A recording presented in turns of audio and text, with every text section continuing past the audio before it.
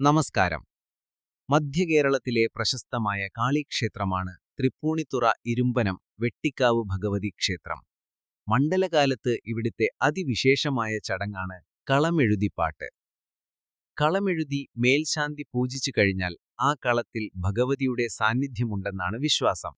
ഒരു ധൂളിബിംബമായിട്ടാണ് ഇതിനെ കാണുന്നത്. ദേവി ഈ കളത്തിൽ കുടികൊള്ളുന്നു എന്നാണ് സങ്കല്പം. ഈ കളം മായ്ക്കുന്ന സമയവും അതിവിശേഷമാണ്. ആ സമയത്ത് പ്രാർത്ഥിക്കുന്ന കാര്യങ്ങൾ അടുത്ത ഒരു വർഷത്തിനുള്ളിൽ നടക്കുമെന്നും വിശ്വാസമുണ്ട്. ഈ വർഷത്തെ കളമെഴുതിപ്പാട്ട് വൃശ്ചികം 1 നവംബർ 17 മുതൽ ആരംഭിക്കും.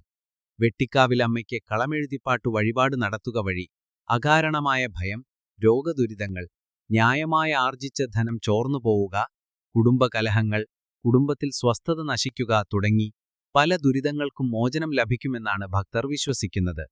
ദാരികവധത്തിന് ശേഷം കാളീമാതാവിന് ഭഗവാൻ പരമശിവൻ ഒരു വരം നൽകിയിരുന്നു.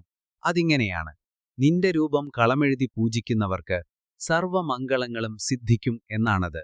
ദോഷനിവാരണത്തിനും കാര്യവിജയത്തിനും ഐശ്വര്യവർദ്ധനവിനുമൊക്കെയാണ് ഈ കളമെഴുത്തും പാട്ടും നടത്തുന്നത്.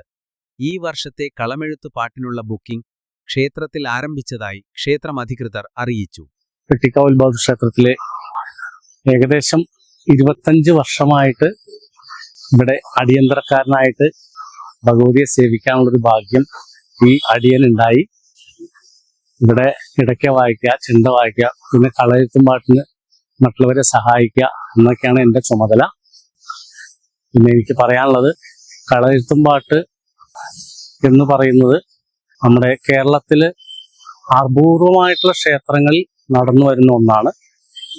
അതിൽ കണ്ടിന്യൂസ് ആയിട്ട് തുടർച്ചയായി 41 ദിവസം കളയെഴുത്തും പാട്ട് നടക്കുന്ന ക്ഷേത്രങ്ങൾ കേരളത്തിൽ വളരെ കുറവാണ്. വിരലിലെണ്ണാവുന്ന മാത്രമേ ഉള്ളൂ.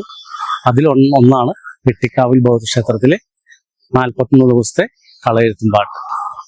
അത് പഞ്ചവർണ്ണ പൊടികൾ കൊണ്ടാണ് ഭഗവതിയുടെ കളം എഴുതുന്നത്.